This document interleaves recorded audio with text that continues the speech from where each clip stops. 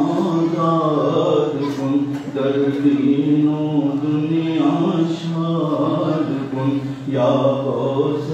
عالم دستگیر غوث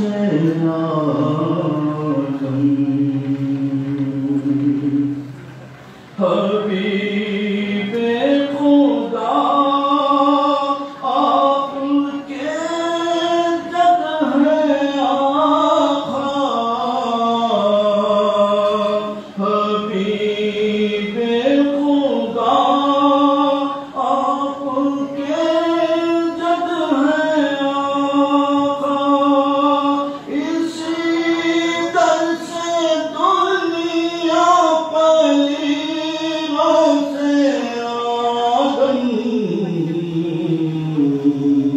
امداد کن از رنج و غم آزاد کن در دین و دنیا شاد کن یا غوث اعظم دستگیر غوث اعظم تمہارا ہے رتبہ تو اعلیٰ سے اعلیٰ تمہارا ہے رتبہ تو اعلیٰ سے اعلیٰ ہو تم ابن مولا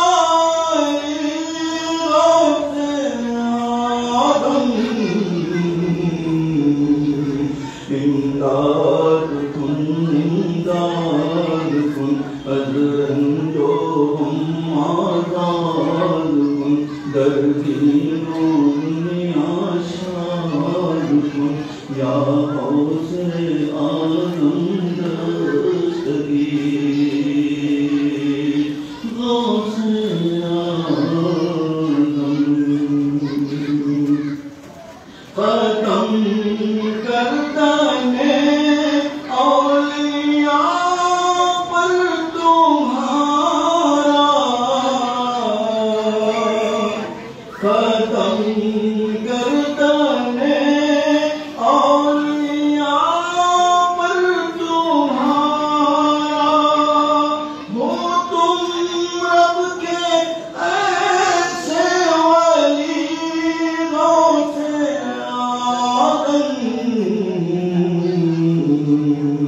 امداد کن از رنج و غم آزاد کن در دین و دنیا شاد کن یا غوث اعظم دستگیر غوث اعظم وہ ہے کیا جو میں نہیں تم سے پایا وہ ہے کیا جو میں نہیں تم سے پایا ہو تم ہی سقی کے سقی غوث اعظم امداد کن از رنج و غم آزاد کن در دین و دنیا شاد کن یا غوث اعظم دستگیر غوث اعظم غوث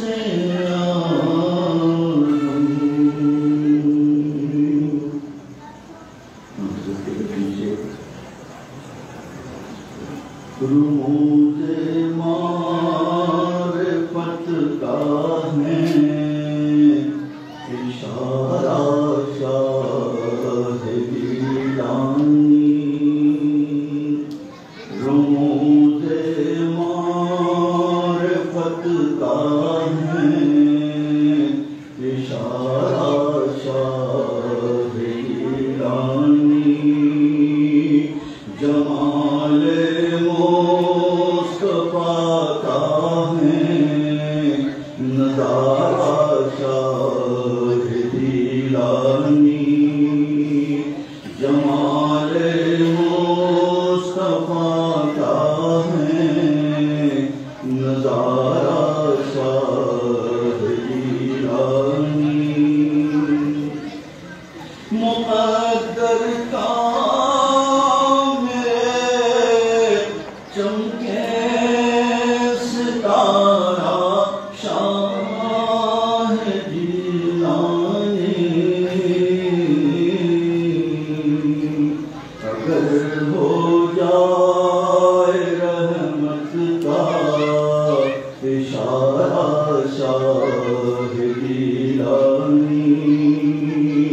اگر ہو جائے رحمت کا اشارہ شاہ گیلانی حبیب کبریا کا وہ بنے گا آنکھ کا تارا حبیب کبریا کا وہ بنے گا آنکھ کا تارا جو ہوگا آپ کی آنکھوں کا تارا شاہ گیلانی جو ہوگا آپ کی آنکھوں کا تارا شاہ گیلانی کرم نے آپ کے ڈوبی ہوئی کشتی ابھاری ہے ملے میری کشتی کو کنارہ شاہ گیلانی ملے میری کشتی کو کنارہ شاہ گیلانی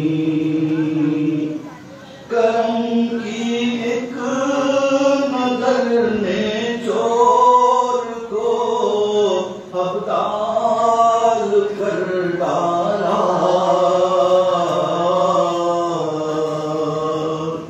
کرم کی ایک نظر نے چور کو ابدال کر ڈالا خدا کے فضل کا ایسا ہے دھارا شاہ گیلانی خدا کے فضل کا ایسا دھارا شاہ گیلانی یہاں دنیا کے طوفان میں وہاں محشر کے میدان میں یہاں دنیا کے طوفان میں وہاں محشر کے میدان میں مجھے کافی اشارہ ہے تمہارا شاہ گیلانی مجھے کافی اشارہ ہے تمہارا شاہ گیلانی سبھی کو آپ کی نسبت نے تھاما ہر مصیبت میں سبھی کو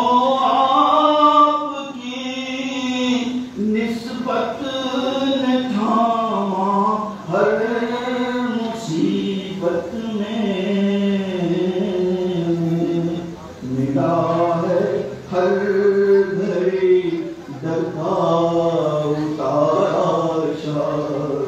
جیلانی ملا ہے ہر گھڑی درتا اتارا شاہ جیلانی رموز معرفت کا ہے اشارہ شاہ جیلانی جمال مصطفیٰ کا ہے نظارہ شاہ جیلانی اللہم صل علی محمد۔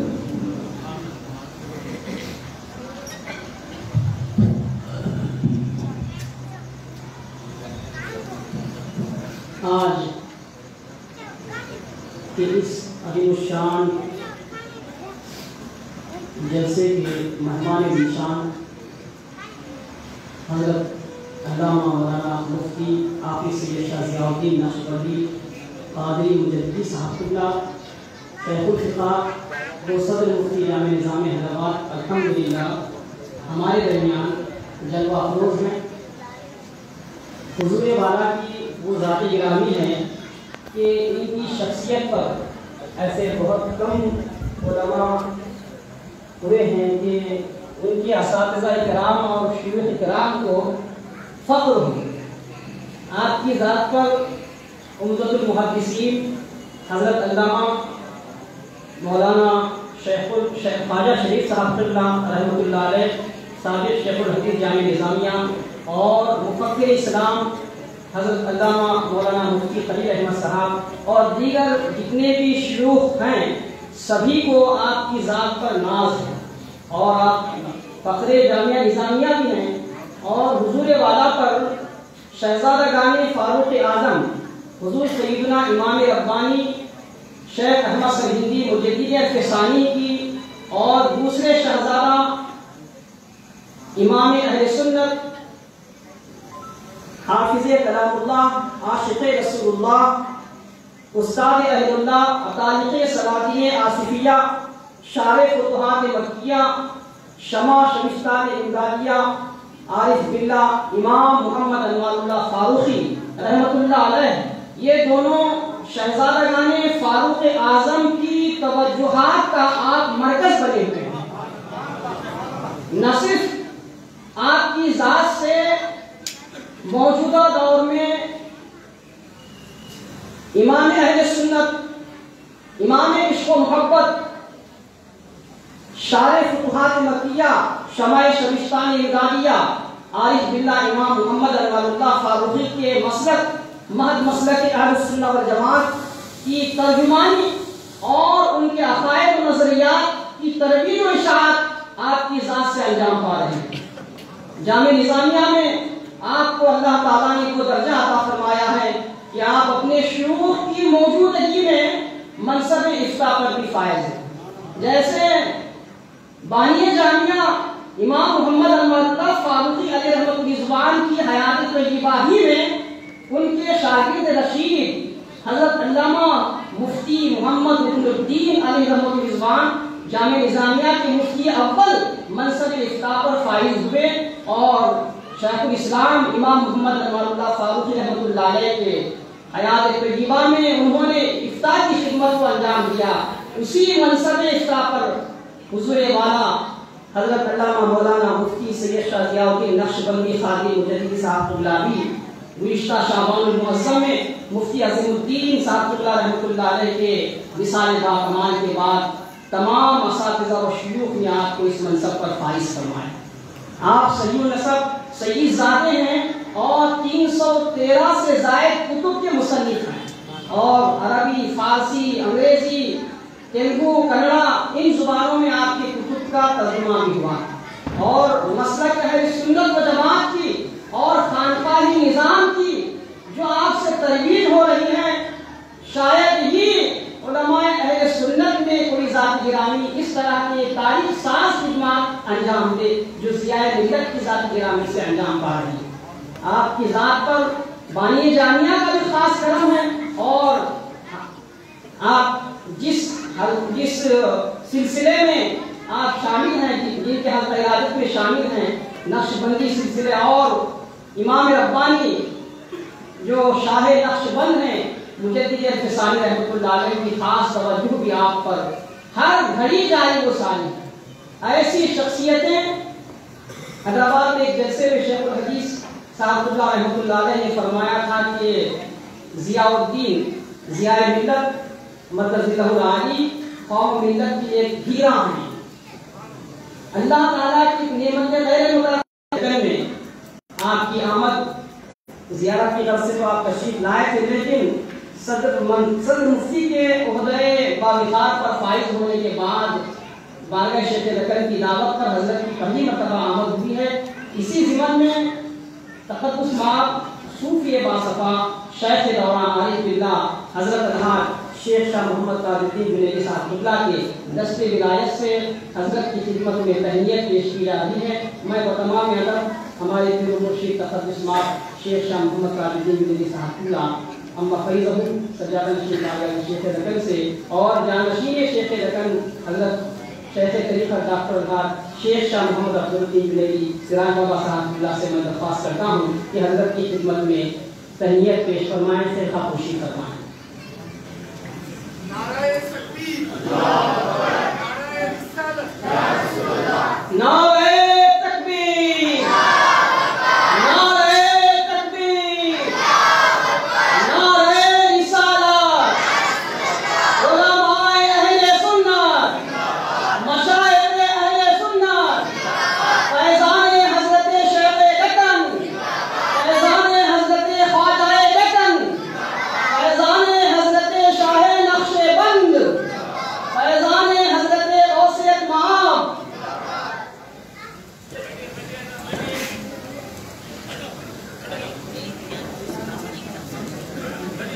تمام حضرات تشریف رکھیں۔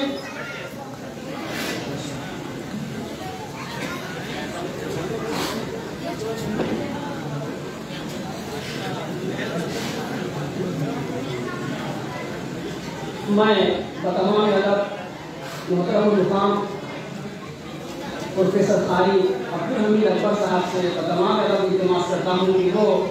جامعہ نظامیہ سے امتحان میں کامیابی حاصل کرنے والے طالب علم خالد کی گل پوشی فرمائیں اور سند سے نوازیں، اپنے دست مبارک سے سند سے نوازیں۔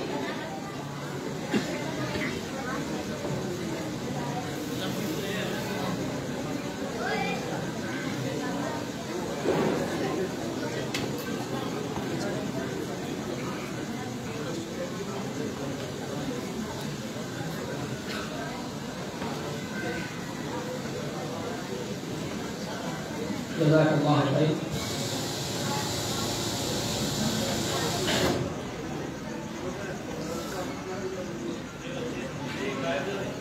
میں بتمام ادب محترم المقام حضرت علامہ مولانا مفتی حافظ سید شاہ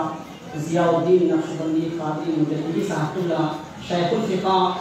وہ صدر مفتی اظہر ہند جامعہ نظامیہ حیدرآباد رکن سے بتمام ادب التماس کرتا ہوں کہ اپنے گراں پر عالمانہ صوفیانہ محققانہ خطاب سے سرفراز فرمائیں۔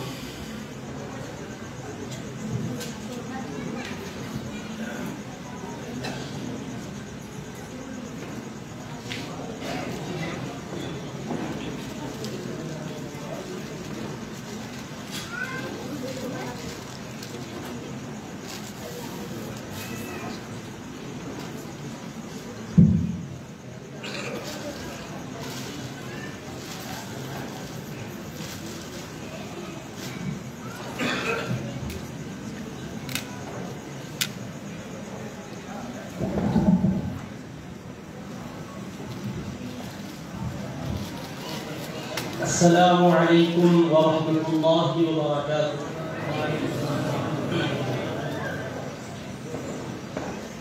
الحمد للہ رب العالمین والصلاة والسلام على حبیبہ سید الانبیاء واشرف المرسلین وعلى آلہ آله الطيبين الطاهرين وأصحابه الأكرمين الأفضلين وعلى من أحبهم وتبعهم بإحسان أجمعين. أما بعد، فقال الله سبحانه وتعالى في كلامه العظيم: أعوذ بالله من الشيطان الرجيم، بسم الله الرحمن الرحيم. واتبع سبيل من أناب إليه. وقال تعالى إجلالا وإكراما لحبيبه الكريم الرؤوف الرحيم: إن الله وملائكته يصلون على النبي يا أيها الذين آمنوا صلوا عليه وسلموا تسليما. اللهم صل على سيدنا محمد وعلى آله وصحبه أفضل صلواتك وعدد معلوماتك وبارك وسلم.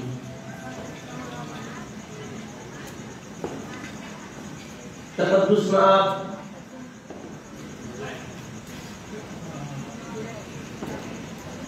حضرت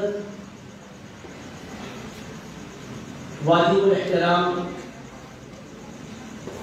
سجادہ نشین عارف باللہ شیخ لکن قدس اللہ سرہ العزیز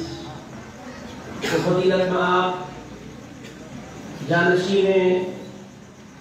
حضرت سجادہ نشین شیخ لکن قدس اللہ سرہ العزیز اور رونق اسٹیج لائق احترام مشائخ کرام علماء نظام دانشوران قوم و ملت حفاظ صاحبان بزرگان محترم مکرم حاضرین و سامعین، اللہ سبحانہ و تعالیٰ کی بارگاہ میں ہم شکر بجا لاتے ہیں، اس نے ہمیں اپنے حبیب کریم صلی اللہ علیہ وآلہ وسلم کی امت میں پیدا فرمایا ہے، اور حبیب کریم علیہ السلام کی امت کے ان خوش نصیبوں میں شامل فرمایا ہے جن کے اعتقادات میں اولیاء کرام کی محبت اور ان کی نسبت شامل ہے، اور یہ اہل سنت و جماعت کی پاکیزہ تعلیمات کا فیضان ہے کہ آج آپ اور ہم اس عظیم بارگاہ کے احاطے میں غوثیت میں آپ قطب الاقطاب، فرد الافراد، غوث الاغواث، محبوب سبحانی، قطب ربانی، غوث سمدانی، قندیل نورانی، حضرت سیدنا شیخ عبدالقادر جیلانی قدس اللہ سرہ النورانی کے تذکیر جمیل کے لیے حاضر ہیں۔ اس مبارک اجلاس میں بزرگان دین کی موجودگی میں ان کی توجہات سے یقیناً اللہ تبارک و تعالیٰ کا بے انتہا فضل و کرم شامل ہوگا، اور پھر یہاں ایک عظیم المرتبت بارگاہ کے تحت جو دینی تعلیم کا ادارہ چل رہا ہے، ابھی ان خوش نصیب طلباء کو جنہوں نے قرآن کریم حفظ کرنے کی سعادت حاصل کی ہے، خیرات عطا کی گئی انہیں اور دستار بندی سے نوازا گیا، انہیں سند سے مالامال کیا گیا۔ اس پر میں حضرت سجادہ نشین صاحب قبلہ دامت برکاتہ العالیہ کو اور ان کے جانشین سراج بابا صاحب دامت برکاتہ العالیہ کو اور اس ادارے کے منتظمین کو، اساتذہ کو، صدر مدرس صاحب کو دینی مبارکبادوں کا اور نیک توقعات کا اظہار کرتا ہوں، اور دعا گو ہوں کہ باری تعالیٰ اس ادارے کو حضرت شیخ لکن کے فیوز و برداشت سے تا دور شمس و قمر فیض رساں رکھے، اور یہاں سے نونہالان امت دینی تعلیم کے زیور سے آراستہ پیراستہ ہو کر قوم و ملت کے لیے رشد و ہدایت کا فریضہ سر انجام دینے والی بنے۔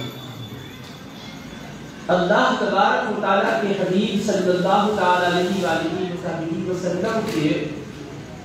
ارشادات عالیہ سے یہ بات ثابت ہے کہ جو بندے اللہ تبارک و تعالیٰ کے ولیوں سے محبت رکھتے ہیں اللہ تبارک و تعالیٰ انہیں اپنی بارگاہ سے معرفت و قرب کے فیضان سے مالا مال فرماتا ہے۔ حدیث قدسی میں یہ ارشاد مبارک ہمیں ملتا ہے کہ رب العالمین فرماتا ہے وجبت محبتی للمتحابین فیہ، میری محبت ان خوش نصیبوں کے لیے لازم ہو چکی ہے جو میری خاطر آپس میں محبت کیا کرتے ہیں، والمتزاورین فیہ، اور میری محبت ان سعادت مندوں کے لیے ثابت ہو چکی ہے جو میری خاطر ایک دوسرے سے ملاقات کیا کرتے ہیں، والمتجالسین فیہ، اور میری محبت ان وقت آوروں کے لیے ثابت ہو چکی ہے جو میری خاطر ایک دوسرے کے ساتھ اٹھ کے بیٹھتے ہیں، والمتبادلین فیہ، اور میری محبت ان سعیدوں کے لیے متحقق ہو چکی ہے جو میری خاطر ایک دوسرے پر خرچ کرتے ہیں۔ اس مقدس حدیث پاک میں 4 وجوہ اور اسباب بتلائے گئے ہیں جن کی وجہ سے اللہ کی محبت بندوں کو حاصل ہو جاتی ہے۔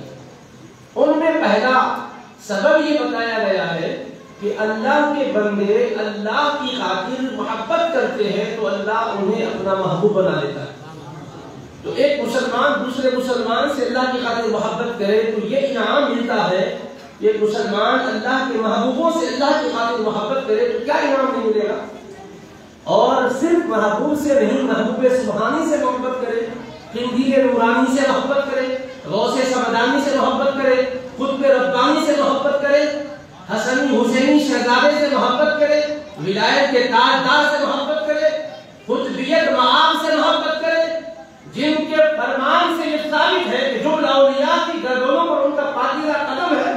تو یقیناً یہ محبت سے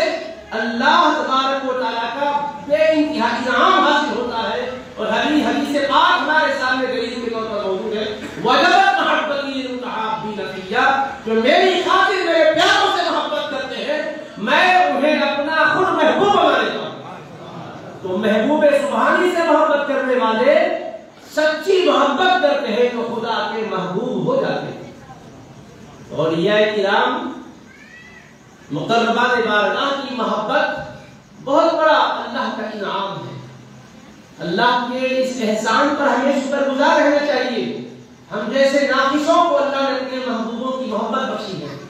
اسی محبت نے ہمیں یہاں جمع کیا۔ تو محبت کرنے والوں کو اس محبت کی خاطر ایک دوسرے کے ساتھ نشست و برخاست رکھنے والوں کو، ایک دوسرے سے ملاقات کرنے والوں کو اور اس راہ میں خرچ کرنے والوں کو اللہ اپنی محبت کے نام سے نوازے گا۔ تو حضرت پیرانے پیر غوث اعظم کی محبت،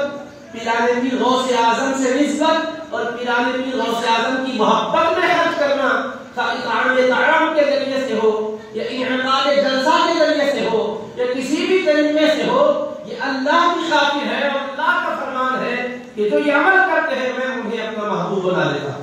اور اپنے محبوب سے فرما رہا ہے میرے حبیب آپ اعلان کر دیجئے تاکہ لوگ غافل نہ رہیں اور محبت کرنے والوں کو لوگ تانا نہ دیں کہ محبت سے کیا ملتا ہے۔ محبت کرنے والے یہ نہیں بتائیں گے کہ کیا ملتا ہے، محبت دینے والا رب فرما رہا ہے کہ میں ولیوں سے محبت دیتا ہوں تو ان کو اپنی محبت سے نواز دیتا ہے۔ یعنی اگر کسی بندے کے دل میں اللہ کے ولی سے محبت ہے تو اس کا مطلب یہ ہوگا کہ اللہ اس کے سینے میں اپنی محبوبیت سے اسے نواز رہا ہے۔ تو ادھر سے محبیت ہے، ادھر سے محبوبیت ہے، ادھر سے ہم چاہنے والے ہوتے ہیں، ادھر سے چاہے جانے والے ہوتے ہیں۔ ہم چاہتے ہیں تو اپنی محبت بھی ادھوری اور ناقص ہوتی ہے، ہم بھی ناقص ہیں، ہماری محبت بھی ناقص ہے، مگر اس رب کے فضل و کرم پر قربان جائیں کہ وہ کامل پروردگار، اس کی ذات کامل، اس کی محبت کامل، اس کی صفت کامل، اس کی عطا کامل، وہ فرما رہا ہے کہ میں اپنی محبت سے انہیں مالامال کروں گا۔ پھر اس دنیا میں اللہ تبارک و تعالیٰ کا کتنا بڑا انعام ہے۔ اہل سنت و جماعت یقیناً ناجی جماعت، انہیں یہ محبت کا سرمایہ عطا ہوا ہے اور کیسے خوشیوں کے ساتھ، انتہائی جوش و خروش کے ساتھ اولیاء کرام کے تذکرے کی مجلسیں سجاتے ہیں۔ اللہ تبارک و تعالیٰ کے حبیب علیہ الصلوۃ والسلام ارشاد فرماتے ہیں کہ ایسی مجلسوں میں شریک ہونے والے کبھی بھی محروم نہیں کیے جاتے. ہم الجلساء لا یشقى جلیسهم. یہ وہ مجلسیں ہوتی ہیں کہ جن کی برکتوں کا عالم یہ ہے کہ ان مجلسوں میں بیٹھنے والا بدبخت نہیں رہتا, اللہ اسے سعادت سے نواز دیتا ہے. پہلے والی حدیث سے اللہ کی محبت کا علم ہوا. اللہ والوں سے محبت کریں گے, ان کی مجلس میں بیٹھیں گے, ان کے چہروں کا دیدار کریں گے اور ان پر خرچ کریں گے تو اللہ کی محبت ملتی ہے. اب یہاں فرمایا جا رہا ہے کہ لا یشقى جلیسهم, ارے وہ ایسی مجلس ہوتی ہے کہ بیٹھنے والے کی سعادت مندی کا عرش کا مالک فیصلہ فرما دیتا ہے. لا یشقى جلیسهم, ان کا ہم جلیس محروم نہیں ہوتا, بدبخت نہیں ہوتا. کیا مطلب؟ یعنی اللہ اس مجلس اور اس صحبت کی برکت سے حسن خاتمے سے اسے سرفراز ہوتا ہے. یعنی ایمان پر خاتمہ ہوتا ہے. یہ کتنا بڑا ایمان ہوئی. محبت کے بعد مردود بھی ہو سکتا ہے, خاتمہ خیر ہونے کے بعد تو مردود ہونے کا سوال ہی نہیں.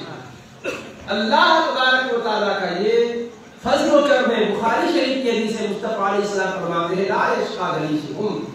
کہ ایسی پاکیزہ مجلس میں بیٹھنے والا بدبخت نہیں رہتا, کیونکہ اللہ والوں کے ساتھ بیٹھ رہا, اللہ کی محبت کی خاطر بیٹھ رہا, اللہ والوں سے اللہ کی محبت کی وجہ سے تعلق و نسبت قائم رکھا ہوا ہے. تو ان سے تعلق صرف اللہ کی بنیاد پر ہے کہ وہ اللہ والے ہیں, اللہ کے پیارے ہیں. اللہ تبارک و تعالیٰ کے لیے انہوں نے صبح و شام, لیل و نہار, ہر آن ہر گھڑی وقت کی اور قربان کی ہے. اس لیے ان سے محبت ہے, تعلق ہے. عزیزان محترم, اللہ تبارک و تعالیٰ کے حبیب صلی اللہ تعالی علیہ وآلہ وصحبہ وسلم کی اتباع کے بعد ہمارے دلوں میں اطمینان کیفیت رہتی ہے. الحمدللہ یہ سرمایہ اللہ نے جو ہمیں بخشا ہے, ہم اگرچہ کہ مالی اعتبار سے غریب ہوں گے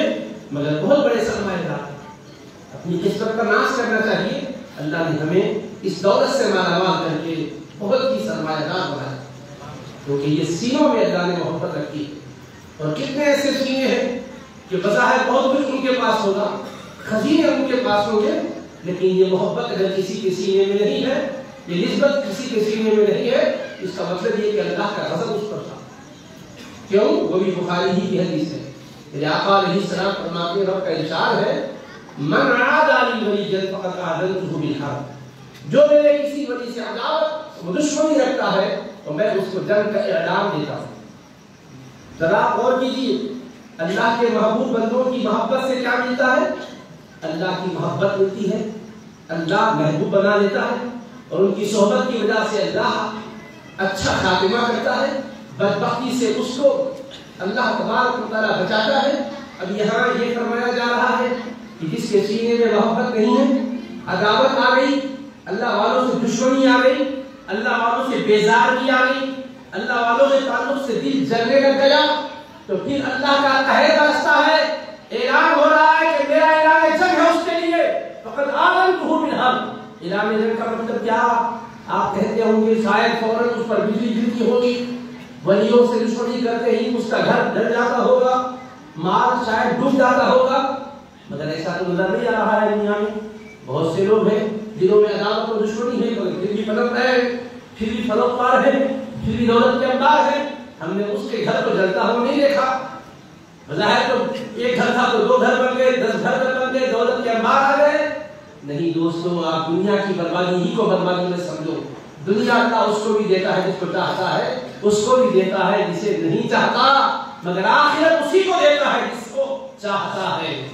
اور دنیا میں بہت سو کو اللہ نے موقع دیا. قرآن مجید میں اللہ نے فرمایا فلما نسوا ما ذکروا به فتحنا علیہم ابواب کل شیء. جب انہوں نے ہمارے احکام کو بھلا دیا,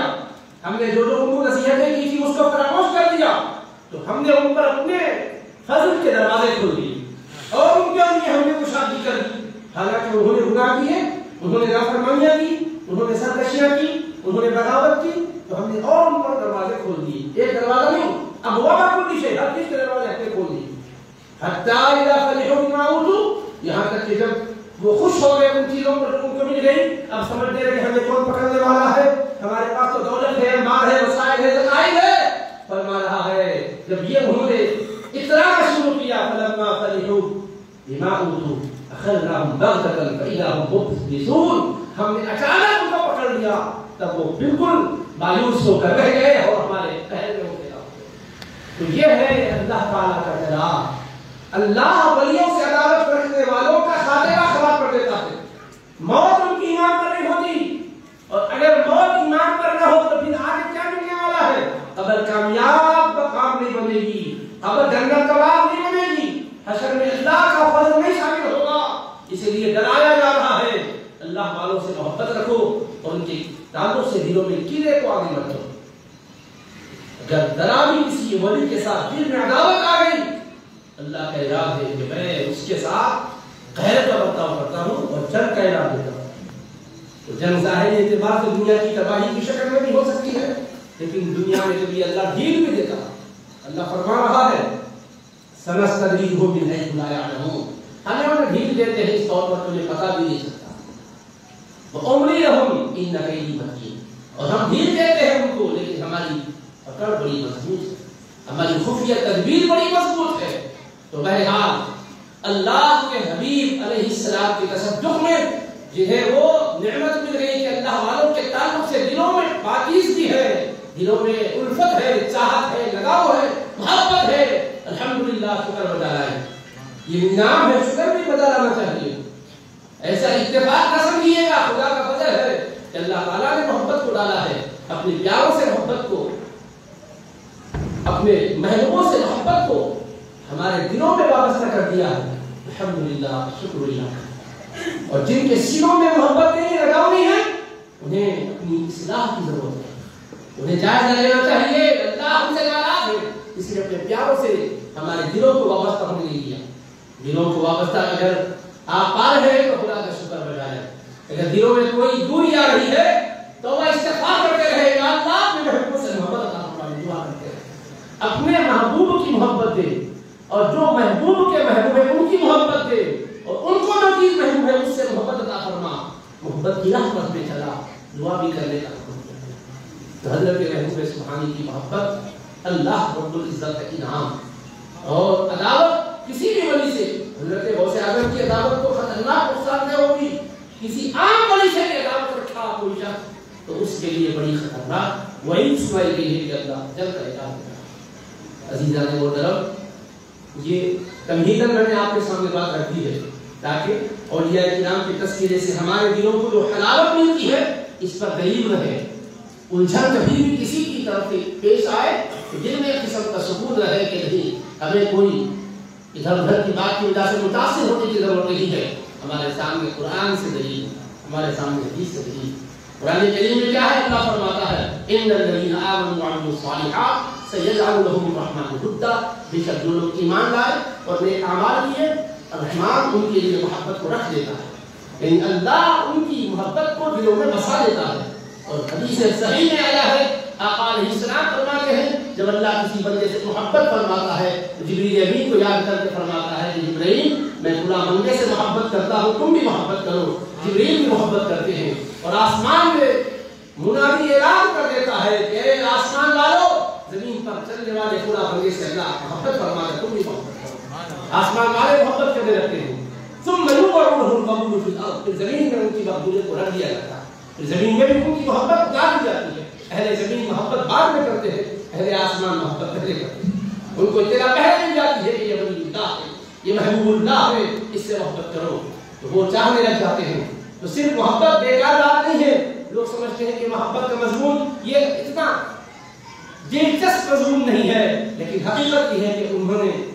سمجھا نہیں ہے محبت کا مضمون انتہائی بنیادی مضمون ہے، اس لیے کہ عمل کی توفیق بھی ہوتی ہے محبت کی وجہ سے، ان کی اداؤں کو اپنانے کا جذبہ بھی پیدا ہوتا ہے چاہت کی وجہ سے۔ کسی سے محبت نہیں ہے، رسمی تعلق رہتا ہے، اداؤں سے تعلق قائم ہوتا ہے، حقیقت میں محبت آنے کے بعد ہمارا دین بھی یہی تقاضا کرتا ہے لا یؤمن احدکم حتی اکون احب الیہ من والدہ وولدہ والناس اجمعین، تم میں سے کوئی بھی مومن نہیں ہو سکتا اس وقت تک جب تک کہ میری محبت اس کے دل میں اس کے ماں باپ سے، اس کی اولاد سے اور تمام جہانوں سے زیادہ ہو۔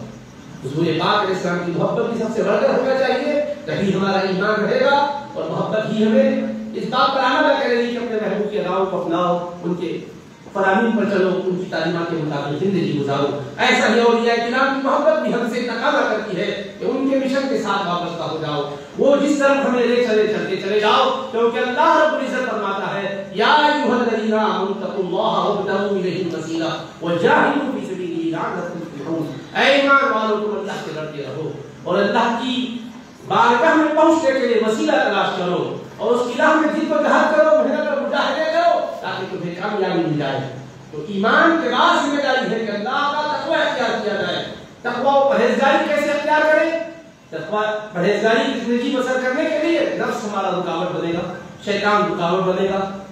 بری صحبتیں رکاوٹ بنے گی. فرمایا وابتغوا الیہ الوسیلہ، وہ جو مقربان بارگاہ ہیں ان کا وسیلہ تلاش کرو، ان کے ذریعے سے خدا تک تم پہنچو گے تو ہر قدم پر تمہاری کو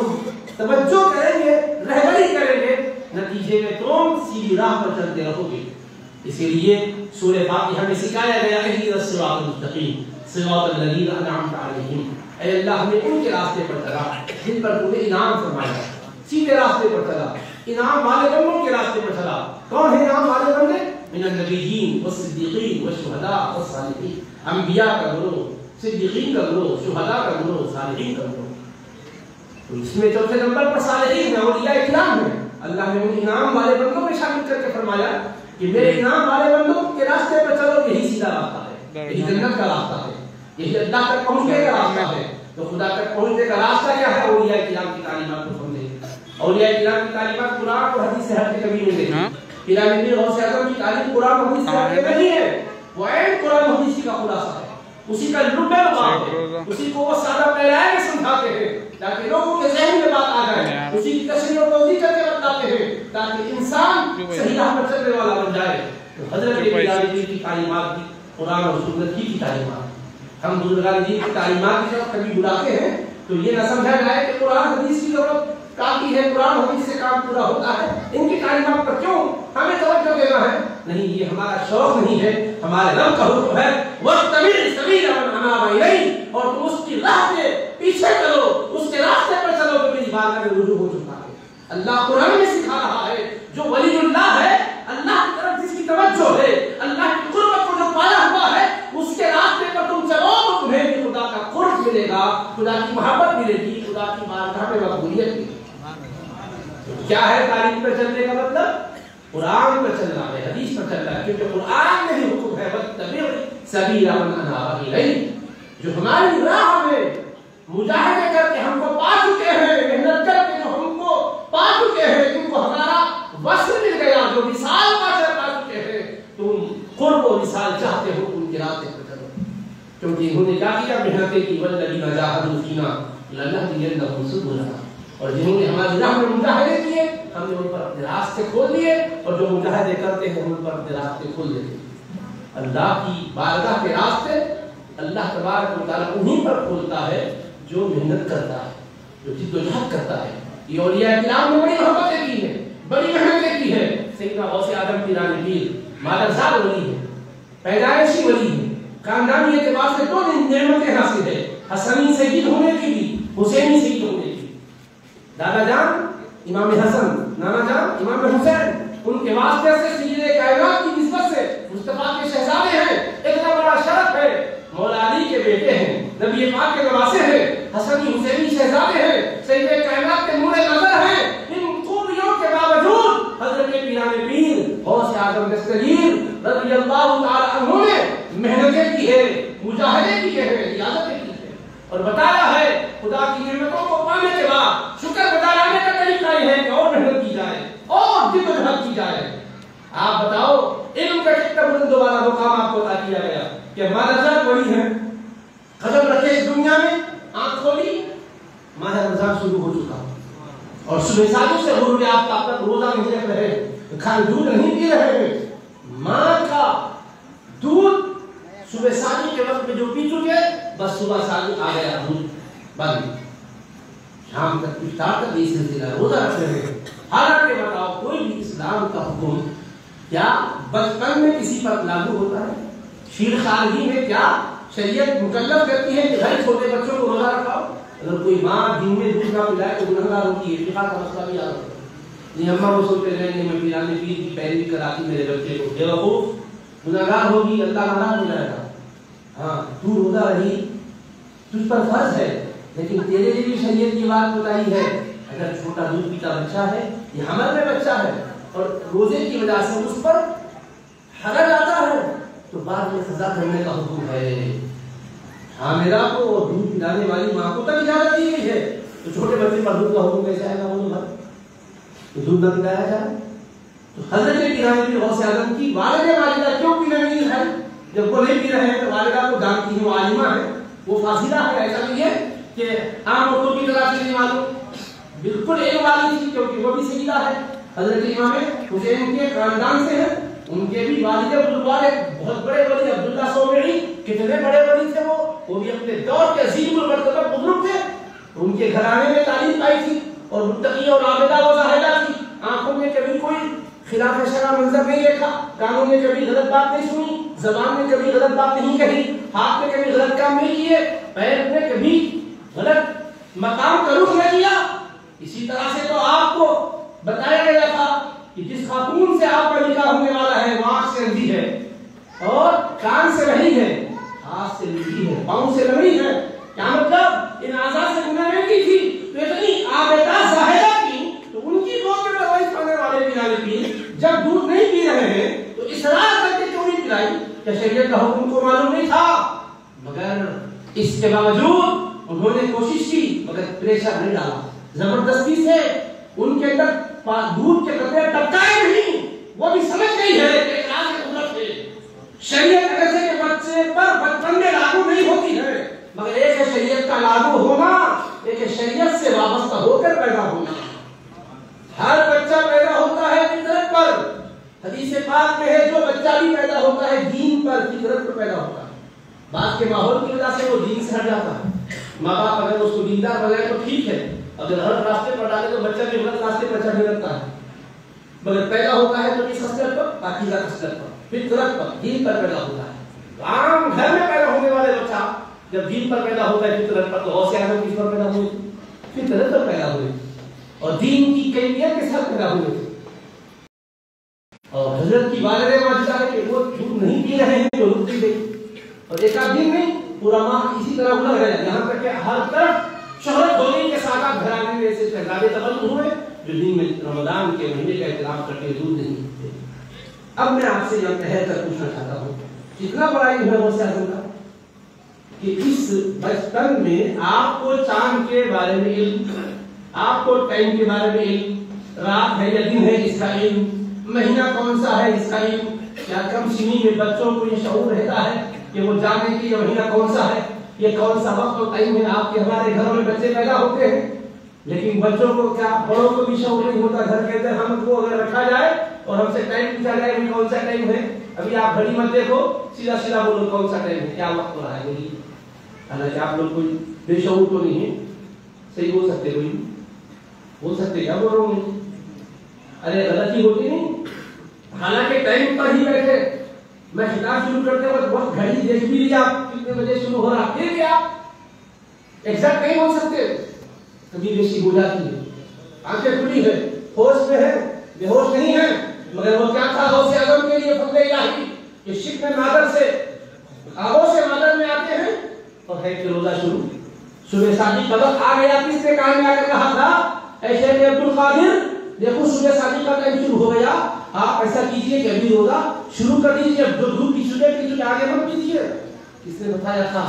عزیزو، ایک وہ ہوتا ہے جو وقت کو دیکھتا ہے، ایک وہ ہوتا ہے جس کو وقت دیکھتا ہے۔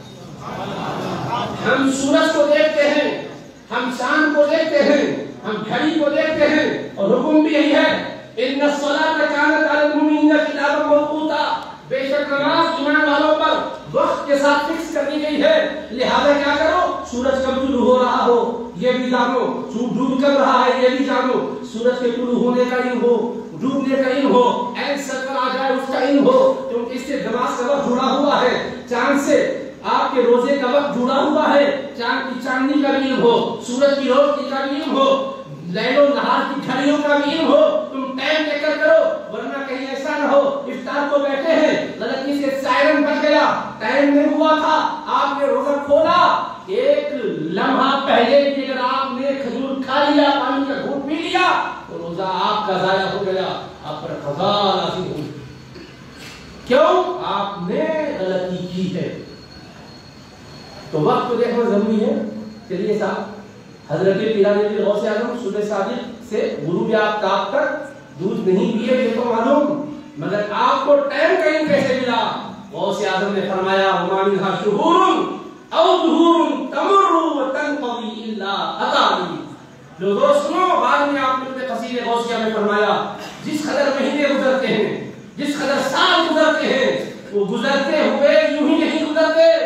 وہ آ کر سلام عرض کرتے ہیں اور میری بارگاہ میں آتے ہی جاتے ہیں کوئی وہ ہوتا ہے جو وقت کا پابند ہوتا ہے اور کوئی وہ ہوتا ہے وقت جس کا پابند ہوتا ہے اللہ نے وہ مقام عطا کیا اپنی عنایتوں سے اپنی مہربانیوں سے کہ سورج کو پابند کیا کہ میرے پیارے کو دیکھتے جا چاند کو پابند کیا کہ میرے پیارے کو دیکھتے جا گزرنے والی گھڑیوں کو پابند کیا صبح صادق سلام عرض کرنا یہ میرا پیارا بندہ ہے ڈوبتے ڈوبتے سورج گھڑیوں میں سلام عرض کرنا مہینہ شروع ہوتا ہے تو سلام عرض کرتا دن شروع ہوتا ہے تو سلام عرض کرتا فرماتے ہیں وما منها شهور او ظهور تمر وتنقضي الا جو مہینے گزر چکے اور جو گزر رہے ہیں جو سال گزر چکے جو گزر رہے ہیں وہ سب میرے پاس آتے ہیں اور میرے پاس سے ہو کر گزرتے ہیں اور کیا کرتے ہیں ارے آتے بھی ہیں اور آپ کو احوال کی خبر بھی دیتے ہیں وتخبرني بما يجري وياتي جو جاری ہوتا ہے جو چلتا ہے جو گزرتا ہے اس کی خبریں بھی دیتی ہوں تو علمونی اور وہ ساری رپورٹیں پیش کرتے رہتے ہیں فاقصر عن جدالي اے منکر بحث سے باز آ جا یہ میرے رب کا کرم ہے مجھ کو دیکھنے سے پہلے میرے رب کو دیکھ عبد القادر ہوں قادر کا بندہ ہوں اس نے مجھے شان عطا فرمائی اس کا حکم ہے میں کہہ رہا ہوں تمہارے سامنے اللہ کا یہ بھی حکم ہے اما بنعمت ربک فحدث اپنے رب کی نعمت کا چرچا کرو اپنے رب کی نعمت کو بیان کرو حضرت پیران غوث اعظم رضی اللہ تعالیٰ عنہ بچپن میں روزہ رکھے یہ تو معلوم لیکن وقت کا علم کیسے تھا آپ کو وقت کہتا تھا حضور آ چکا ہوں اجازت ہو تو آگے بڑھتا ہوں کہا ٹھیک ہے میں دودھ پی چکا ہوں آگے بڑھ اب میں دودھ نہیں پیوں گا صبح صادق کا روزہ ہو چکا ہے غروب کا وقت آیا سورج سلام عرض کرتے کہتا ہے حضور غروب ہو رہا ہوں ٹھیک ہے اب اس کے بعد والد والدہ کا دودھ تو یہ کیا ہے درسگاہ میں پڑھے نہیں تھے غوث اعظم درسگاہ بغداد میں تو بعد میں گئے مگر یہ نعمتوں سے اللہ نے پہلے ہی کیا آپ کو نوازا وقت بھی ان کی پابندی کر رہا ہے وقت تابعداری کر رہا ہے خودی کو کر بلند اتنا کہ ہر تقدیر سے پہلے خدا بندے سے کچھ پوچھے بتا یہی رضا ہے یہ حضرت پیران غوث اعظم مادر صاحب ولی ہے یہ شان آپ کو کیسے اللہ نے عطا کی اللہ کی عطا ہے چاہے وہ سمجھ میں ہماری آئے یا نہ آئے اللہ کی عطا ہے مگر یاد رکھیں شہزادی شان کی آئے جب کہ والد والدہ بڑی پاس آئے انہوں نے اپنی آنکھ سے کوئی بھی خلاف شرع منظر نہیں دیکھا کان سے کوئی خلاف شرع بات نہ سنی ہاتھ سے خلاف شرع کام نہ کیا پاؤں سے خلاف شرع مقام کی طرف نہیں گئی اللہ نے فرمایا فیصلہ میرا یہ ہے کہ تو نے اتنا اپنے کو محفوظ رکھا ہے تو محفوظ مستقل سے وجود پانے والے شہزادے کو میں بھی ایسا رکھتا ہوں کہ اپنی عنایتوں سے محفوظ بھی کرتا ہوں اپنی بارگاہ میں محبوب بھی کرتا ہوں تو والد ماجدہ کی پارسائی کا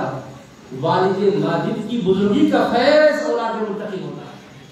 آج سمجھ میں اس لیے بھی آ رہی ہے کہ ہمارے اپنے احوال اچھے نہیں ہیں اچھوں کی صحبت میں رہ کر اچھائی کیا ہے سمجھیں گے تو سمجھ میں آئے گا کیونکہ مادیت کی دنیا میں ہے محض پرستی کی دنیا میں ہے شکر و شبہات کی وادیوں میں بھٹک رہے ہیں اس لیے بس اوقات نوجوان اس پہ الجھن محسوس کرتے ہیں ایسا کیسا ہوتا دن آ کر ان سے کیسے بات کرتا وقت آ کر کیسے ان سے بات کرتا سمجھ میں نہیں آنے والی بات ہے اچھا تم بیٹا الارم میں ٹائم سیٹ کرے تو تم کو بولتا نہیں 5 بجے 5 بجے 5 بجے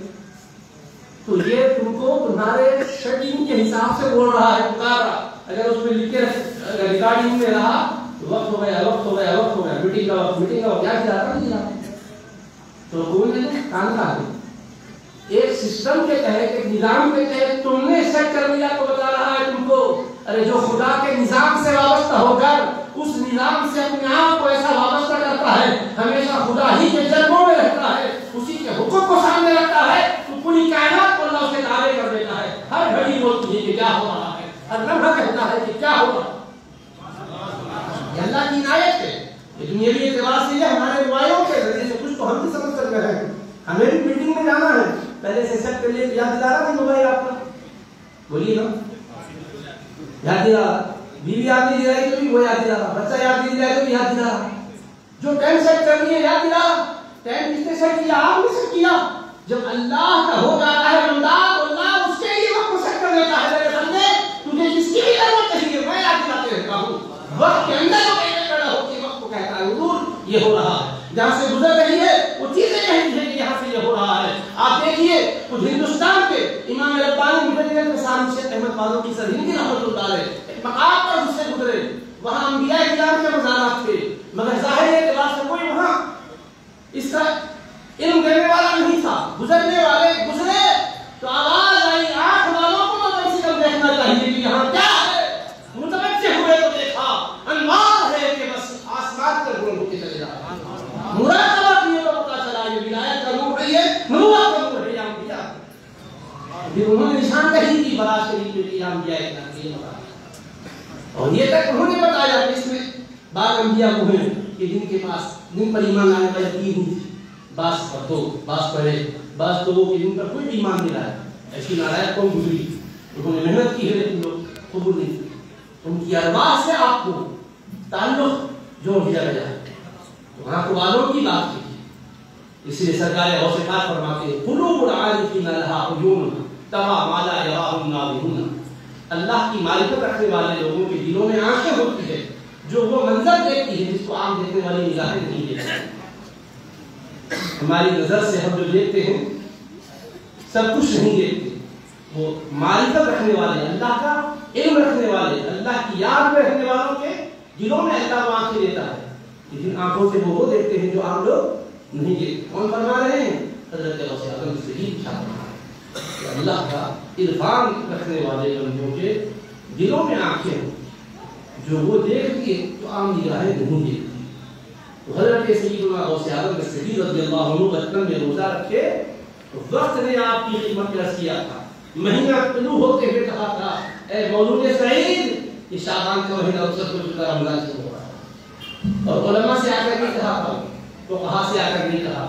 آپ کہیں گے ہر ایک سے کیا کہتا ہوگا، نہیں، اگر سب سے کہے گا تو خوشی سے داخل نہیں رہے. اسی لیے چاند نظر آیا تو روزہ رکھو، نظر نہیں آیا تو روزہ نہ رکھو. اگر ابر آ گیا، بدری چھا گئی، مطلب بالکل ابر آلود تھا، کوئی رویت کی کرا نہیں ہوئی تو اندازہ کر کے دعا کر کے قیاس کر کے روزہ شروع کریں گے. نہیں، میرے آقا نے فرمایا 30 دن مکمل کر دو. 29 پر دیکھو مکہ صاحب پہ نظر آ گیا، ٹھیک ہے، بدری چھائی ہوئی ہے، کوشش کرتے رہو. اطلاع مل جاتی ہے، شرعی شہادت پوری ہو جاتی ہے تو ٹھیک ہے روزہ شروع کرو، ورنہ 30 دن مان لو. ایسا ہی شعبان کے مہینے کے شروع کرنے کے لیے فرمایا. چاند نظر نہیں آیا مگر صبح میں آپ کے پاس آ کر پوچھا گیا کہ بھائی حضرت کے شہزادے کا کیا عالم ہے؟ تو کہا کہ شہزادے تو صبح سے دور ہی چھوڑ دیے. تو سمجھ میں آ گیا کہ نہیں، آپ کو روزہ شروع ہو گئے. اب تحقیقات کی گئی تو پتا چلا کہ ہاں پناہ ذریعے چاند کا تحقق ہوا. رویت ہلال کے بارے میں شرعی شہادت آئی، لیکن یہ کہ جب تک شہادت شرعی نہیں آئی کوئی فیصلہ نہیں کر سکتا. حتیٰ کہ کوئی ولی بھی ہے قلب سے اس کو سمجھ میں آ رہا ہے کہ رمضان کا مہینہ شروع ہو گیا تو فیصلہ نہیں کر سکتا. وہ پیرانے دن کی حضور کہتے ہیں آپ کر لیں گے آج کسی اللہ کے ولی کے پاس جا کر رویت ہلال کمیٹی کا کوئی فیصلہ بھی نہیں ہوا، آپ کو اللہ کے ولی ہے ذرا دیکھیے، توجہ فرمائیے کیا شعبان ہے یا رمضان شروع ہو گیا. پوچھیں گے آپ کو اس طرح نہیں کرنا چاہیے. سب پابند ہے. یہ کو شرعی شہادت ظاہر اعتبار سے کیا سامنے آتی ہے اس کے لحاظ سے. اگر کشف کے ذریعے سے کسی کو سمجھ میں آ گیا کہ نہیں فیصلہ کرنے میں غلطی ہوئی، حقیقت میں رمضان شروع ہو گیا، تب بھی وہ تنہا روزہ رکھے گا مگر کسی کو رکھو گے نہیں کہتا تو اپنے طور پر اپنے لیے غلط تھا. سمجھ گیا. یہ حضرت غوث اعظم رضی اللہ تعالیٰ عنہ کا کیسا معاملہ تھا. شیر خارجی نے اس طرح سے یہ ماہ کہہ چکا تھا کہ وہ کہہ چکا تھا کہ ہاں یہ سحر کا وقت ہے، اب صبح شادی میں روزہ ہونے والا ہے. اسی وقت آپ فرمائیے بقیہ میں آپ کو اس کے بعد اب آگے بڑھنے سے پہلے پوچھتا ہوں، اتنا اللہ کا علم، معرفت کا یہ سمندر آپ کو عطا کر دیا گیا، ایسے سرشار کر دیا گیا، پھر اس کے باوجود حضرت غوث پاک جیلان میں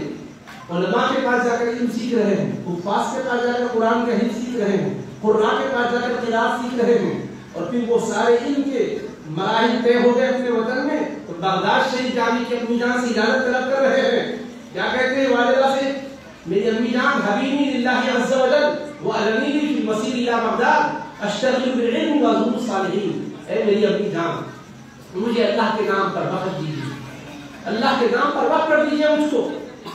اور اجازت دے دیجیے بغداد شریف جانے کی، علم کے مشغلے میں مصروف ہو جاؤں گا، اولیاء کی صحبتوں میں رکھوں گا، ولیوں کے ساتھ نشست و برخاست رکھوں گا، ان کی زیارت سے مشرف رہوں گا، آپ مجھے اجازت عطا فرما دیجیے۔ والدین والدہ بھی اجازت دے رہی ہیں، اور چل پڑے جیلان سے بغداد کی طرف، اور وہاں پہنچنے کے بعد اجلہ علماء کے پاس علم حاصل کر رہے ہیں، فقہاء کے پاس فقہ پڑھ رہے ہیں، مفسرین کے پاس تفسیر پڑھ رہے ہیں، محدثین کے پاس حدیث پڑھ رہے ہیں، قراء کے پاس قراءت پڑھ رہے ہیں، ادباء کے پاس ادب سیکھ رہے ہیں، لغت کے ماہرین کے پاس لغت کا علم، شعر و شاعری کے ماہرین کے پاس علم شعر و عروض کا علم، یہ سب کچھ سیکھ رہے ہیں، اور یہ ساری کی ساری منزلیں کیوں طے کر رہے ہیں جبکہ مدرسہ بنی ہے؟ تو پیران پیر فرمانا چاہتے ہیں کہ میرے مصطفیٰ نے فرمایا ہے کہ علم کی راہوں میں محنت کرو، میرے مصطفیٰ سے رب نے فرمایا وقل رب زدنی علما، یوں دعا کرو میرے حبیب کہ میرے پروردگار تو میرے علم میں اور اضافہ فرما۔ تو علم کا مرحلہ وہ مرحلہ ہے کہ کسی بھی مرحلے میں آدمی یہ نہیں کہہ سکتا آگے مجھے پڑھنے کی ضرورت نہیں ہے، اور پڑھتے جاؤ اور پڑھتے جاؤ اور پڑھتے جاؤ اور پڑھتے جاؤ، انکشافات پر انکشاف ہوتے جائیں گے۔ علم اللہ کی صفت ہے، اللہ کی ذات کی کوئی حد نہیں ہے، اس کی صفت علم کی بھی کوئی حد نہیں ہے۔ اس لیے معرفت کا جس کو سبق معلوم وہ علم کی راہ میں کبھی بھی ختم نہیں کرتا، بس وہ چلتا ہی چلا جاتا ہے، پڑھتا ہی پڑھا جاتا ہے، اور فتوحات اس پر ہوتی چلے جاتی ہے۔ اس علم کی منزل سے بھی آپ فارغ ہو گئے، پھر ریاضتیں شروع ہو گئی، مجاہدے شروع، مجاہدوں پر مجاہدے ہو رہے ہیں، 25 برس تک مجاہدوں میں رہے، اللہ اکبر۔ اس کے بعد پھر وہ منزل آ گئی کہ منصب پر فائز کر لیے گئے، حکم ہو رہا ہے کہ اللہ کی راہ پر لوگوں کو بلائیے۔ سرور کوین علیہ السلام کا دعا میں دہنے مبارک آتے ہیں، 7 مرتبہ ان کے دہنے مبارک میں دعا میں دہنے مصطفیٰ آ رہا، پھر اس کے بعد شیر خدا تشریف لاتے ہیں، اپنا دعا میں دہنے مبارک آپ کے دہنے مبارک میں 6 مرتبہ ڈالتے ہیں۔ اس کے بعد حضور پاک علیہ السلام کا فیضان، حیدر کرار کا فیضان چھاٹے مار رہا ہے غوث اعظم کے سیدھے میں۔ اب غوث اعظم واس کے لیے تشریف فرما ہو گئے۔ ابتدا میں چند لوگ تھے جو آپ کے مجمع میں آپ کے درس میں حاضر ہوتے تھے، رفتہ رفتہ خلق خدا کشاکش ہونے لگ گئی، پھر حالت یہ ہوگی 70-70 ہزار کا مجمع آپ کے درس میں، اور پھر درس میں آپ کے عائشہ فرما رہے ہیں۔ اللہ اکبر، ایسا نہیں کہ صرف ایک آدھ موضوع پر بات ہو رہی ہے، تفسیر پر بھی بات ہو رہی ہے، حدیث پر بھی بات ہو رہی ہے، فقہ پر بھی بات ہو رہی ہے، چاروں مذاہب کی فقہ کا درس ہو رہا ہے۔ تفسیر کے ایسے نکات بیان کیے جا رہے ہیں کہ جو کبھی سننے میں بھی نہیں آئے، ایک کو ایک مفسرین جو لکھے ہیں وہ بیان کرنا، اس پر تو آپ نے کام کیا ہی کیا۔ اتنے بیان کیے کہ وقت کے علماء کہتے ہیں کہ ہم بس اس کے آگے کا ہمارے علم میں نہیں تھا۔ علامہ ابن جوزی جیسے محدث آئے، ناقد ہے، وہ نقد میں وہ بہت زیادہ ماہر ہے، تنقیدی مزاج رکھنے والے عالم و محدث ہیں، کسی پر بھی انہوں نے زبان بند نہیں کی، بہت اس سلسلے میں وہ زیادہ بولنے کے اندر شہرت رکھتے ہیں۔ یعنی پیر کی مجلس میں آئے، حضرت جلوہ فروز ہے، قاری قرآن کی تلاوت کر رہا ہے، جیسے تلاوت کے بعد حضرت تفسیر بیان کرنا شروع کیے، ایک تفسیر بیان کی، انہوں نے کہا یہ تو مجھے معلوم، دوسری ہاں معلوم، تیسری 11 تفسیریں بیان کی، معلوم کہا، اب اس کے بعد آگے بیان کر رہے ہیں تو دل رہتے ہیں، 40 تک بیان کیے، 11 تک کے بارے میں ان کو علم تھا، جانکاری تھی، باقی تفسیر کہ جو گوشے اور وجوہ بیان کیے اس سے وہ ناواقف تھے۔ پھر غوث اعظم پلٹ کر ہر وجہ پر دلائل دیتے چلے گئے، یہ وجہ اس بنیاد پر ہے، یہ اس بنیاد پر ہے، اور پھر سند کے ساتھ بیان کرنے لگے، خدا نے بیان کیا، خدا نے بیان کیا۔ تو اب یہ تو وہ تھا جو کتابی علم تھا، کتابی علم میں وقت محدث 11 تک جان چکے تھے، آگے کا نہیں جان چکے تھے، تو جو کتابوں میں لکھا گیا تھا اس میں سے انہوں نے 1/4 پڑھا تھا، 40 میں سے 11 1/4 پڑھا تھا. تو وہ سمجھ میں ان کو یہ آیا کہ میں اتنا بڑا علم والا ہوں کہ کوئی جیسا نہیں ہے. غوث اعظم نے بتایا کہ جو کچھ لکھا گیا اس میں سے 1/4 تم نے پڑھا ہے. اب ذرا باقی کا میں بیان کرتا ہوں. پلٹ کے حوالے بھی دینے لگے کہ یہ قرآن نے کہا، قرآن نے کہا، قرآن نے کہا. تو دل رہ گئے کہ لکھے ہوئے علم کا یہ عالم ہے، تو جو نہیں لکھا گیا اس کا علم کیا ہوگا. اس کے بعد پیران پیر نے کہا رجعنا من القال الحال لا الہ الا اللہ محمد رسول اللہ. آپ نے فرمایا اب تک تو قال سے بات ہو رہی تھی، اب آؤ ہم حال کی طرف آتے ہیں کہہ کر توجہ بھی جو علم جو بھی جیسے محدث کپڑے پھاڑ کے بس میں آ گئے. یہ ہے غوث اعظم رضی اللہ عنہ. مصطفیٰ کا فیض بول رہا تھا، حیدر کرار کا فیض بولا تھا. سرکشما جب علم کا اس مانا سے حاصل ہوتا ہے تو کیوں زمانے غوث اعظم سے گوہر آبدار منگار نہیں ہوتے. حضرت فرمائے در ہے یا اللہ فقہا بھی آ گئے اور وہ 100 فقہا تھے، بڑے بڑے ماہر تھے جن کے اپنے ذہنوں میں کچھ سوالات لے کر آئے. بھائی ایک ولی کی ولایت کی شان تو اپنی جگہ ہے زہد و ورع کے اعتبار سے کہ وہ تقوی کے پیکر ہوتے ہیں، نمازوں کی پابندی کرتے ہیں، اذکار اور رات کی پابندی کرتے ہیں، لیکن فقہ کے مسائل جائز ناجائز حلال حرام اس کی باریکیاں، اس کے اندر علت کیا ہے، حکمت کیا ہے، وجہ کیا ہے، سبب کیا ہے، یہ بہت زیادہ کرنے کا علم ہے. اس میں آدمی جتنا بھی ڈوبتا چلا جائے گا اور گہرائیاں معلوم ہوتی چلی جائے گی. ایسے ماہر لوگ آئے جو شریعت کی باریکیوں کو جاننے والے، کیا ہے حکم، کیوں ہے حکم، اس پر بحث کرنے والے. اب ان کے پاس جو علم تھا اس کے اعتبار سے سوالات کو بنا لیے. وہ لوگ حضرت سے سوالات کریں گے، ادھر آ کر بیٹھے. حضرت جیسے ہی تشریف لائے ایک نظر جو ڈالے حالت یہ ہو گئی کہ جو ذہن کے سوالات پھر پورے سرد ہو گئے. کسی کے ذہن میں کوئی سوال باقی نہیں رہا، پورے سوالات. حالانکہ سوال بھی ترتیب دینا بہت محنت کا کام ہے. ہاں ہر آدمی سوال نہیں بنا سکتا. دارالاسلام میں لوگ آ کے اپنا سوال پوچھتے ہیں، جلدی تیرا اور کبھی لکھنے نہیں آتا. ارے آپ کے سوال ہے مگر ہر ایک کو ترتیب سے لکھنے نہیں آتا، سیٹ کر کے پوچھتے نہیں آتا. تو وہ سوال پھر ان کا سوال کتنی محنت سے انہوں نے ترتیب دیا تھا، کیسے اشکالات تھے، کیا کچھ اس میں قال قول اور قیل یقال نہیں تھا ہوگا، لیکن وہ ہے کہ خواف میں ہو گیا، تب سر ہو گئے. پھر غوث اعظم منبر پر جلوہ فروز میں کرسی علم و فقہ پر پھر ان کی طرف توجہ رہا. اس کے بعد وہ اجاب الجمیع اور ہر ایک کا جواب دیے. کیا کیا تمہارا سوال تھا، تمہارا سوال یہ جواب نہیں، سوال یہ جواب نہیں، سوال یہ جواب نہیں. حالانکہ سوالات تو ان کے منہ ہو گئے. اب حضرت کیا کیا ہے، تم یہ سوچ کر آئے کہ چلو تمہارا سوال یہ اس کا جواب، تمہارا سوال یہ تھا جواب، تمہارا سوال یہ تھا جواب. تو وقت کے فقہا ان کے سوالات توجہ سے سلب کر لیے. پھر اس کے بعد آپ اپنے دہن مبارک سے فرمانے لگے اور اس کے جوابات سے مالا مال کرنے لگے. تب مجھے پتا چلا واہ واہ اللہ تعالیٰ کی عطائیں محدود نہیں ہیں. اللہ جس کو جس فضل کے ساتھ چاہے اس کو مقصود فرماتے ہیں. تو میں لوگ سوچ رہے تھے کہ کیا بات ہے کہ ہر جگہ ہوتا چلی آ رہی. پھر اس کے بعد ایسا نہیں کہ عوام آ رہی ہے. عوام اگر کسی کے ساتھ آئے تو یہ کوئی ضروری نہیں ہے کہ وہ اللہ کا ایک بندہ بھی ہو. بسا اوقات آزمائش میں بھی لوگ آ جاتے ہیں، گمراہ لوگوں کے پیچھے بھی کافی لوگ چلے جاتے ہیں. لیکن وقت کے فقہا، علماء، مشائخ جو سب سے زیادہ اونچے مقام پر جن کی پہل والا تخبے پہ کر وہ آ رہے ہیں، شاید نہیں ہے. تو کوئی عام بات تو نہیں ہے. یہ جیسا جیسا علم لوگوں کو ہوگا لوگ آتے چلے جا رہے تھے. انہوں کے بڑے ماہر تھے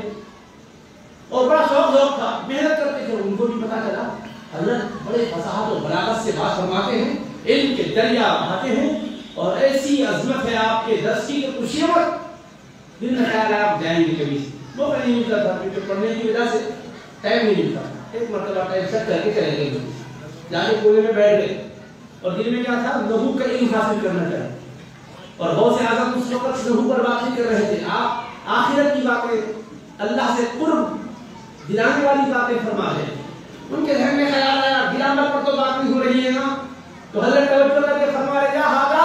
تفضل النحو علی مجالس الذکر، ایسا ہے تم ذکر کی مجلسوں پر گرامر کو ترجیح دے رہے ہو. اگر تم کو نحو پڑھنے کا شوق ہے تو اس ہماری خدمت میں رہا کرو، نسید کسیب الغیب، ہم تم کو نحو کا صرف طالب علم نہیں رکھیں گے، امام نحو سے بغیر جیسا ہونا چاہیے، ساتھ میں رہا کرو۔ یہ دل میں سوچے تھے حضرت نے فرمایا، تو لکھتے ہیں آپ کے سیرت نگار کہ حضرت چہروں کی تحریر بھی پڑھتے تھے، دلوں کی تحریر بھی پڑھتے تھے، اللہ کی عطا۔ وہ تو ان کے دل میں بات تھی، حضرت نے اس کو پڑھ کر بتا دیا، اب ان کو بھی پتا چلا علم کیا ہوتا ہے۔ اب اس کے بعد پابندی سے آنے لگے، وہ کہتے ہیں 1 سال سے کم عرصے میں میں نے وہ علوم سیکھے ہیں غوث پاک کی بارگاہ میں جو مدتوں وقت گزار کر بھی نہیں سیکھے تھے۔ اتنا بڑا عرصہ گزرا مگر نہیں سیکھا تھا۔ ایسے نحو کے، گرامر کے اسرار و رموز حضرت نے کھولے ہیں جو پہلے ہم پر کھلے نہیں تھے۔ 1 سال سے کم کے عرصے میں میں نے وہ سیکھا، علوم میں پہلے کبھی نہیں سیکھا۔ وہ گہرائی آ گئی، وہ علم کے اندر پختگی آ گئی، علم کے اندر ایک وسوخ اور رسوخ آ گیا، علم کے اندر ایک اعتماد اور تمکن آ گیا۔ اب ایسی پختگی آ گئی کہ مجال نہیں ہے کہ کوئی اس میں پیچ و تاب ہو، پیچ و خم ہو، کوئی اس کے اندر اختلاف کی کیفیت ہو۔ یہ ہے سرکار غوث پاک رضی اللہ عنہ کا ظاہر علم بھی، جلوہ افروز ہے غوث پاک، ارشادات سے نواز رہے ہیں۔ دوران ارشادات کبھی کبھی اشعار بھی حضرت پڑھا کرتے تھے، کیونکہ عربی زبان کے شعر کے ذریعے سے دلیل پیش کرنے میں آسانی ہوتی ہے۔ قرآن کریم عربی زبان میں نازل ہوا، اس لیے جاہلیت کا ادب آج بھی پڑھایا جاتا ہے ہماری جامعات میں، اس لیے کہ اس کو پڑھنے سے لینگویج چینج ہوتا ہے کہ شاعر جاہلی نے اس شعر میں یہ لفظ کس معنی میں استعمال کیا، پھر اس کو سمجھیں گے تو قرآن شریف میں جو لفظ آیا ہے یہ کیا معنی دے رہا ہے سمجھنے میں آسانی ہے۔ یہ طریقہ ہے علم کا۔ تو انہوں نے سوچا کہ حضرت بھی شعر پڑھے ہیں تو غور کریں گے کتنے شعر پڑھتے ہیں، تو بیٹھے بیٹھے وہ کیا کرنے لگے، گانٹ ڈالنے لگے، گرہ ڈالنے لگے۔ حضرت دیکھے نہیں، کونے میں بیٹھے ہوئے 70,000 کے مجمع میں کون کیا کر رہا ہے، کیسے نظر آیا اتنے مجمع میں کھڑے کے بول رہا ہوں، تو بھی آخر میں بیٹھنے والے ہاتھ میں موبائل رکھے ہیں یا تصویر رکھے ہیں، نہیں معلوم۔ تو وہ گرہ ڈالنے والوں کو کیسے جانیں گے بولنے والے؟ مگر غوث اعظم نے ان کی طرف توجہ بھی فرمایا، ایسا ہے ہم تو یہ ہیں کول میں بیٹھے ہیں، تم گرہ ڈال رہے ہو۔ یہ مجلس گرہ ڈالنے کی نہیں ہے، بند گرہوں کو کھولنے کی۔ ہم تو دل کی گرہیں کھول رہے ہیں تاکہ اللہ کی معرفت آئے۔ تو گرہ ڈالنا یہاں اچھا بھی ہے، گرہ کھولنے کا مقام۔ اور خدا پچائی کرنے ہم بیٹھے ہیں تو احساس ہوا، واہ واہ کیا شان علم ہے۔ قرآن کریم کا علم بھی ایسا ہے جو تقویٰ اور زہد و ورع کی جگہ ہے، اس میں تو کوئی غیر کوئی گنجائش نہیں ہے کہ کلام کر سکے، لیکن علم کی بات کی آئی تو بڑے بڑے علماء جو آج سلفی کہلاتے ہیں، غیر مقلدین کہلاتے ہیں، ان کے بھی بڑے بڑے علماء و مقتداؤں نے غوث پاک کی تعریف کی ہے اور آپ کی بارگاہ میں خراج پیش کیا ہے۔ علامہ حافظ ابن کثیر جانتے ہیں غیر مقلدین کو زیادہ تر تفسیر میں انہی کا حوالہ دیتے ہیں، وہ پیرانیوں کے بارے میں یوں خراج عقیدت پیش کرتے ہیں، کان لہ ید الطولا فی الحدیث والفقہ والواضی وعلوم الحقائق، کہا کہ حضرت پیران پیر کو یہ طولہ حاصل تھا حدیث کے اندر، فقہ کے اندر اور حقائق کے علوم کے اندر۔ یعنی حضرت پیران پیر غوث اعظم بہت بڑے محدث تھے۔ آج تک تو ہم محبوب سبحانی قطب الاقطاب ہے، غوث اعظم ہے کی بات کر رہے ہیں، یہاں کہا یہ جا رہا ہے کہ وہ وقت عظیم محدث بھی تھے، محدث ہی نہیں محدثوں کے امام تھے، وہ فقیہ ہی نہیں فقہا کے تاجدار تھے اور علوم حقائق میں یکتائے روزگار تھے۔ یہ ہے پیران پیر غوث اعظم کی بارگاہ میں حافظ ابن کثیر کا خراج۔ اسی طرح سے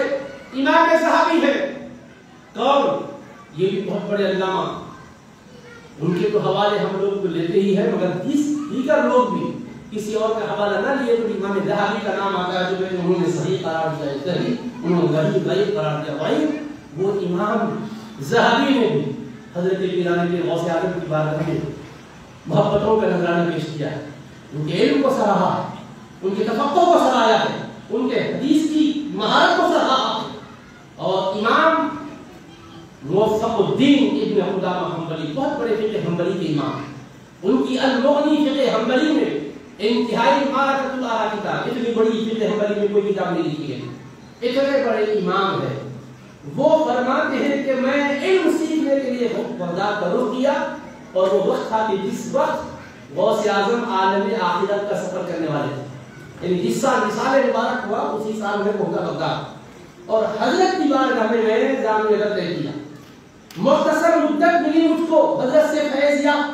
فیض یاب ہونے کی، حضرت سے فیض حاصل کرنے کی مروز پیرانہ سالی میں 90-91 کی برس کے عمر شریف پہنچ رہے ہیں حضرت، اور درس علم کا یہ عالم ہے کہ ایک نوجوان کو پوری جوانی کے ساتھ پڑھا رہے ہیں، کوئی ضرورت نہیں، کوئی کمزوری نہیں، کوئی نقاہت نہیں، علم کے درجہ بڑھا رہے ہیں۔ چھوٹا سا رسالہ ہے فقہ کا، فقہ حنبلی میں مگر حضرت نے اس طرح کھول کے پڑھایا، اس طرح کھول کے پڑھایا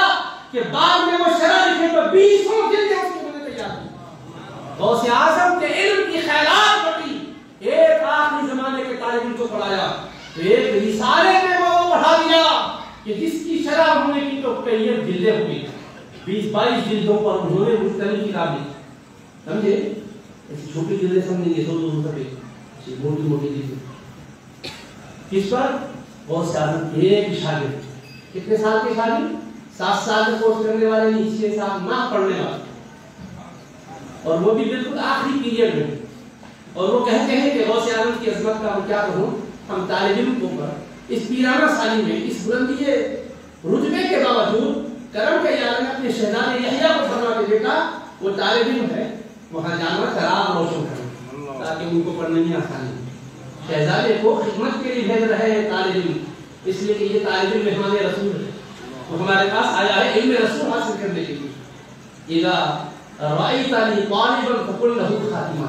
صوفیہ کا طریقہ یہ ہے کہ وہ یہ کہتے ہیں جب طالب مولا مل جائے تو اس کے خادم بن جائے، کہ وہ آنے والا ایک بڑی طلب لے کر آیا ہے کہ مولا کو راضی کرنے کے لیے آیا، مولا کی بارگاہ میں قرب کا متلاشی ہو کر آیا۔ اذا رأیتنی طالبا فقل له خادما، جب تم میرے طالب کو پاؤ تو خادم بن جاؤ۔ تو حضرت نے بڑی محنت سے پڑھایا، شہزادے کو فرمایا چراغ لگایا کرنا، اور گھر سے کھانا بھیجتے تھے۔ حضرت کے دولت قلعے کا کھانا آتا تھا، ایک تو دارالاقامہ کا کھانا ہے، ایک تو حضرت کے شیخ کے گھر کا کھانا، تو کھانے میں کیا کیا نورانیت کھل رہی ہوگی، اس کی آپ کھل رہے کہ خدا محمد آج دنیا فقہ حنبلی میں ان کی بات کو رد کرنے کی کسی ہمت و ضرورت اتنے پڑے گا۔ اور ایک طالب علم ایسے بھی تھے، ان ذہن تھے، حضرت بڑی محنت کر کے پڑھا رہے ہیں، تو ایک بزرگ آئے آ کر حضرت کو محنت کرتے ہوئے دیکھا تو تعجب میں پڑ گئے، حضرت یہ بچہ سمجھ رہا بھی نہیں، آپ اتنی محنت کر کے اتنا اپنے آپ کو تھکا رہے۔ تو حضرت نے فرمایا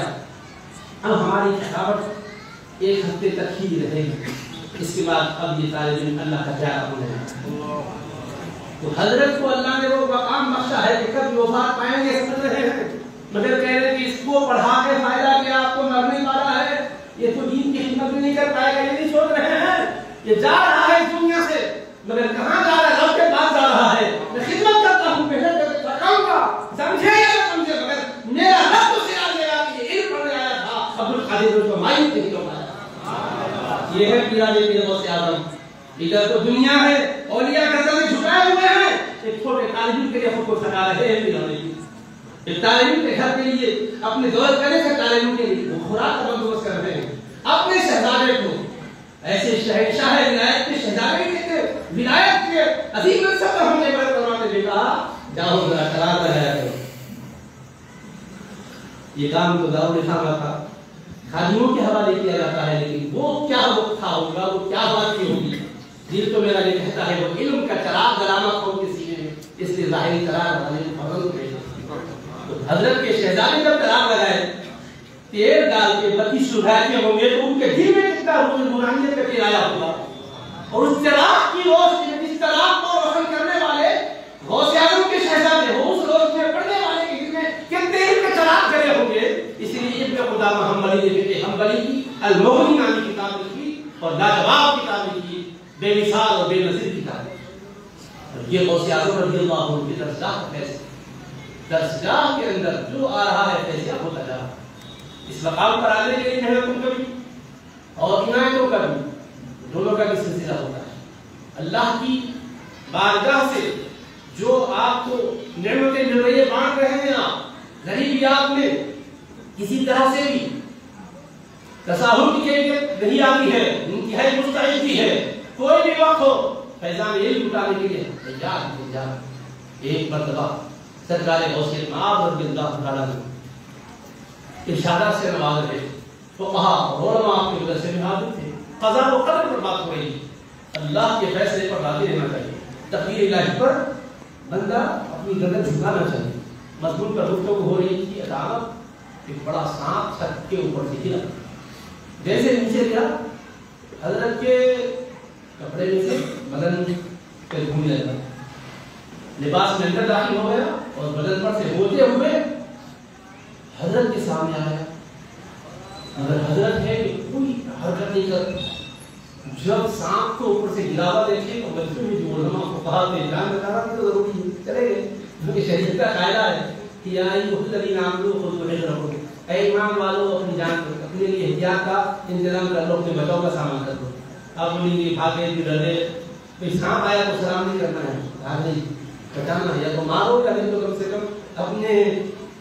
زندگی کا سامان کر لو، قرآن بھی حرام نہیں، نماز پڑھ رہے تھے